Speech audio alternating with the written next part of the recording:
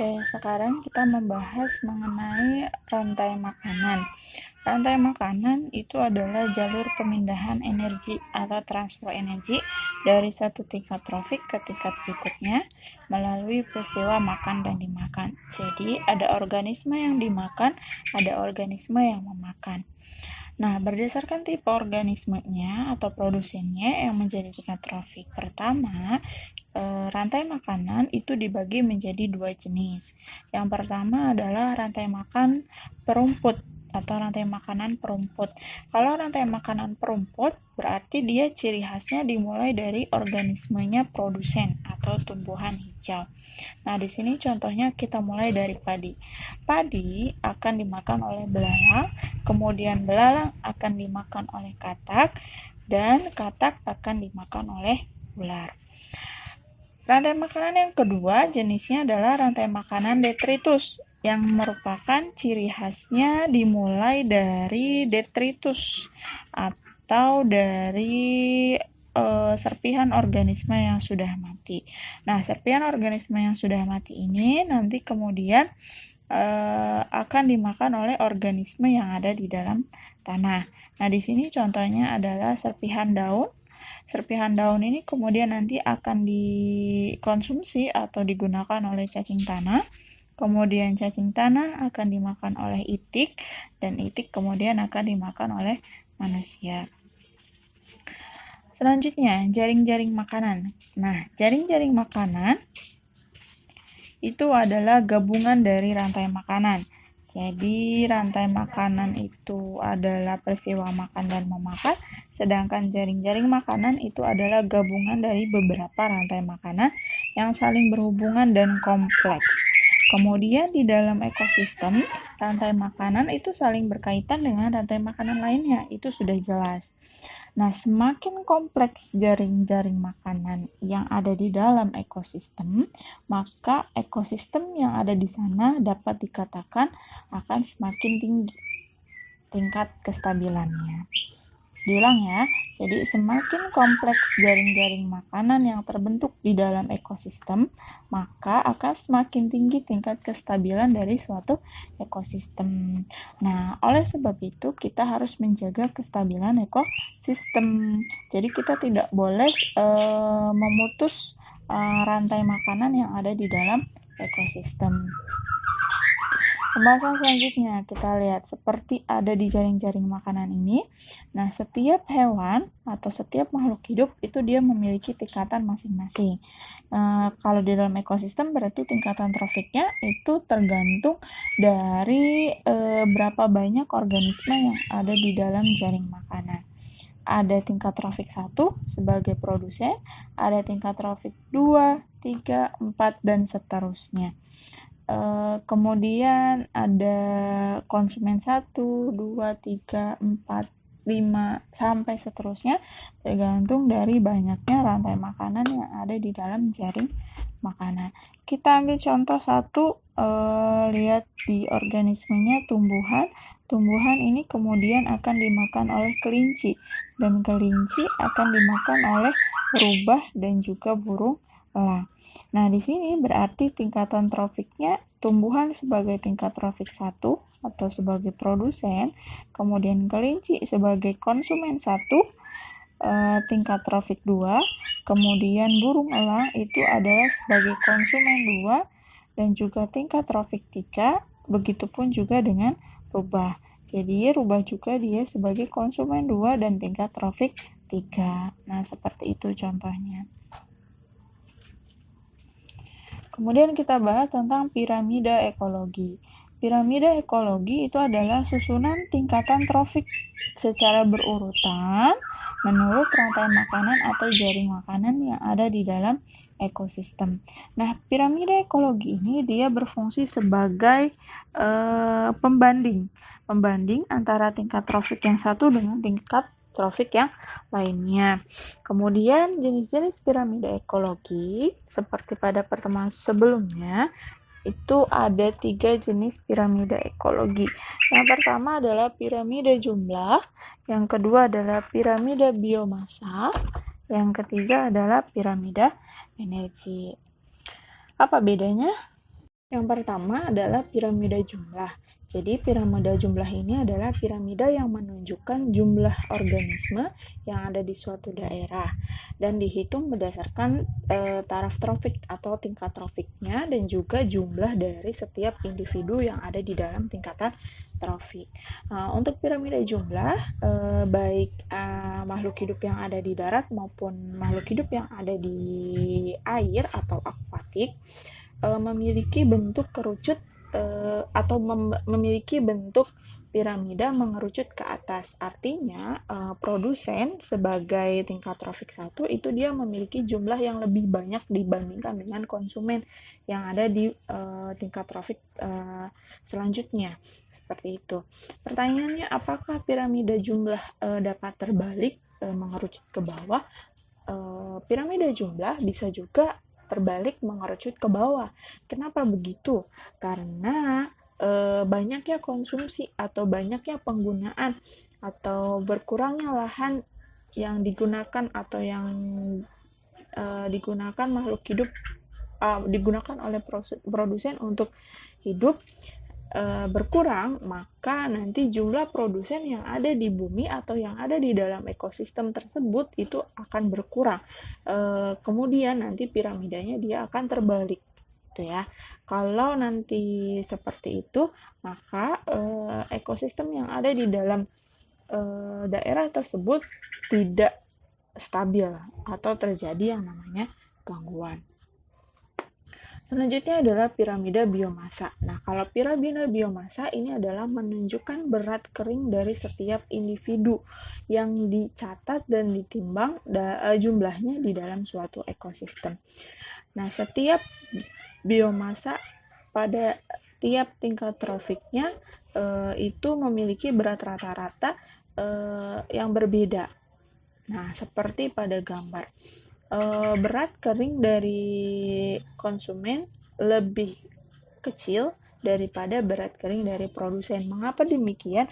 Karena dari jumlahnya pun sudah berbeda. Kalau jumlah produsen ini dia lebih banyak, kemudian dikeringkan, maka jumlah berat keringnya akan lebih banyak dibandingkan dengan konsumen.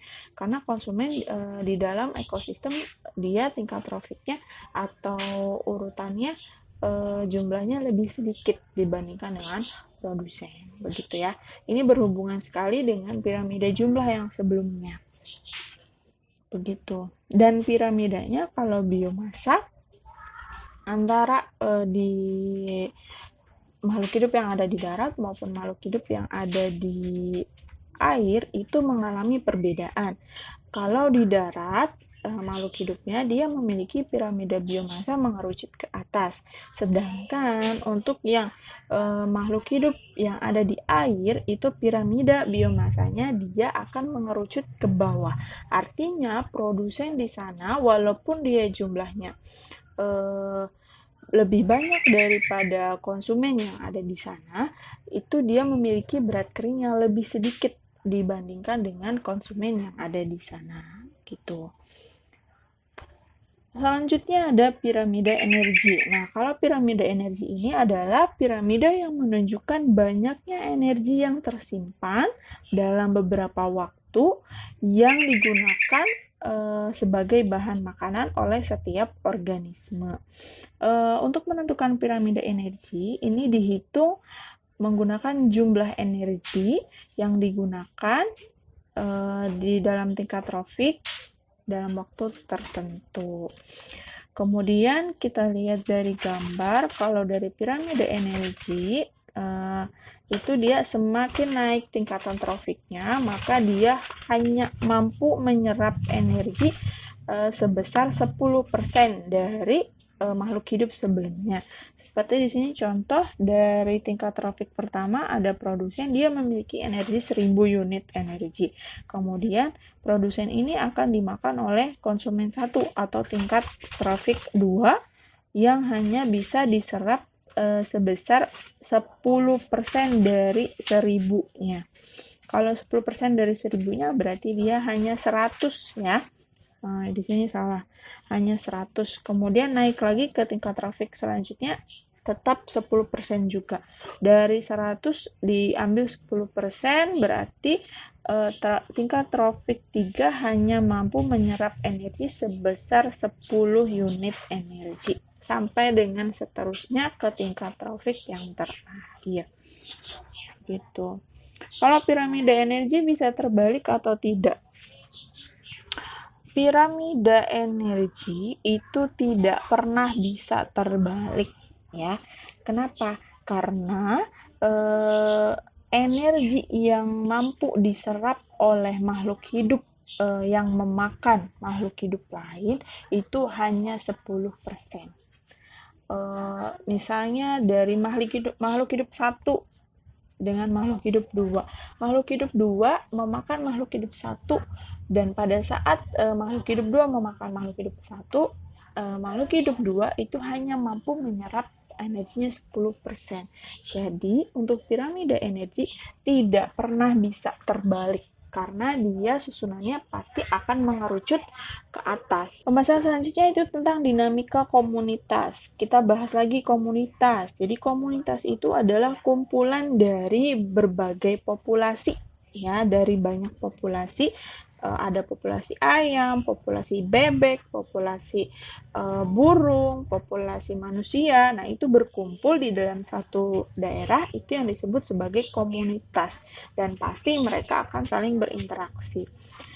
Komunitas dan juga lingkungannya itu bersifat dinamis, artinya dia akan mengalami perubahan.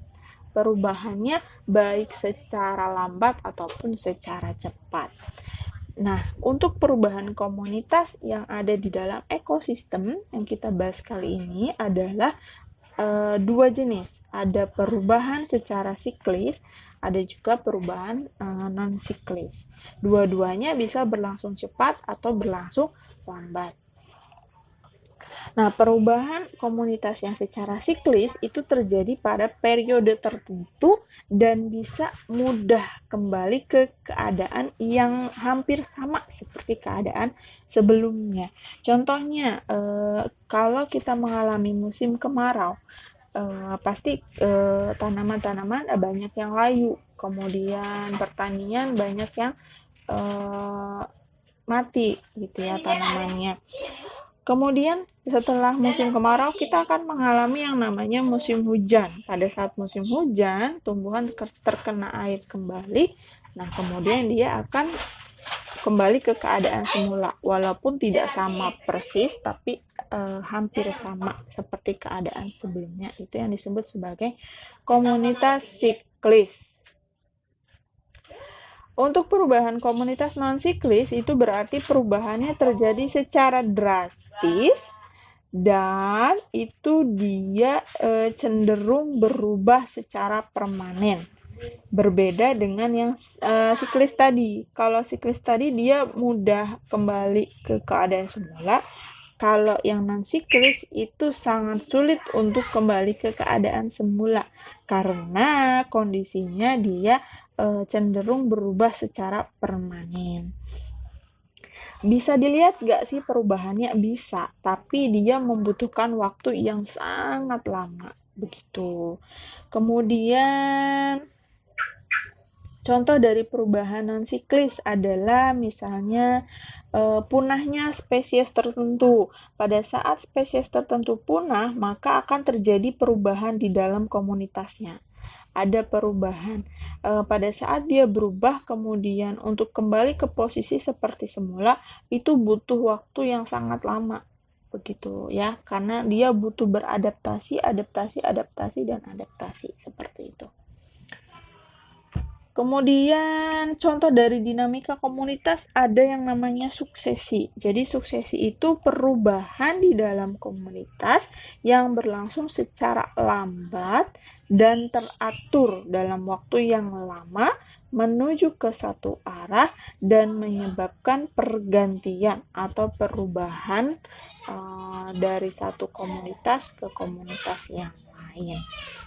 Berdasarkan kondisi awal pada daerah suksesi, itu ada dua jenis suksesi. Yang pertama ada suksesi primer, yang kedua ada suksesi sekunder. Bedanya, kita lihat, Berdasarkan beberapa faktor, kita lihat perbedaan antara suksesi primer dan juga suksesi sekunder. Berdasarkan dari komunitas awalnya, atau berarti keadaan awalnya. Keadaan awalnya, kalau suksesi primer itu berarti kondisinya semuanya hilang, sudah tidak ada apa-apa. Sedangkan untuk yang suksesi sekunder itu masih ada sebagian yang awalnya, atau keadaan awalnya masih ada sebagian, tapi rusak gitu ya. Kemudian dari lahannya, kalau dari segi lahan itu dia lahannya terbuka, artinya karena dia semua hilang maka dia lahannya terbuka. Sedangkan kalau suksesi sekunder itu dia lahannya tertutup oleh vegetasi yang tadi rusak, masih ada sebagian dan rusak begitu. Untuk vegetasi awal perkembangan ekosistem setelah hilang semua, suksesi primer, ada organisme yang akan muncul duluan. Pertama kali muncul duluan adalah cyanobacteria atau lichen. Nanti dari cyanobacteria atau lichen ini dia akan memicu pertumbuhan dari makhluk hidup yang lain secara berurutan dalam waktu yang lumayan lama. Kemudian untuk yang suksesi sekunder itu vegetasi awal atau makhluk hidup awal yang ada di sana itu selain tadi dari vegetasi perintisnya suksesi primer, berarti artinya selain cyanobacteria dan lichen itu dia masuk ke dalam suksesi sekunder. Asal kehidupannya itu berarti kalau suksesi primer dia di luar dari habitat asli, artinya kehidupannya itu bukan dari habitat yang tadi hilang semua, enggak, tapi dari luar, dibawa oleh hewan atau apa, jatuh pada lahan itu, kemudian dia akan memicu pertumbuhan tadi dari cyanobacteria atau dari lichen tadi. Untuk yang suksesi sekunder, asal kehidupannya itu dia dari sebagian habitat asli, ada juga sebagian dari habitat luar. Yang habitat aslinya itu yang tadi masih ada tapi rusak begitu. Penyebabnya, kalau suksesi primer itu penyebabnya bisa karena gunung meletus, gempa bumi, tanah longsor, lumpur panas, atau endapan pasir atau lumpur yang ada di wilayah tersebut. Sedangkan untuk suksesi sekunder itu penyebabnya adalah kegiatan manusia yang menimbulkan gangguan seperti kebakaran, kemudian banjir atau yang lainnya. Nah, seperti ini contohnya ya. Jadi awalnya ini kosong lahannya, kemudian dalam kurun waktu yang cukup lama muncul organisme perintisnya cyanobacteria atau lichen yang kemudian lambat laun beberapa tahun, beberapa abad akan terjadi seperti ini. Nah, ini adalah contoh dari suksesi yang primer. Oke, untuk pembahasan kali ini cukup sampai di sini.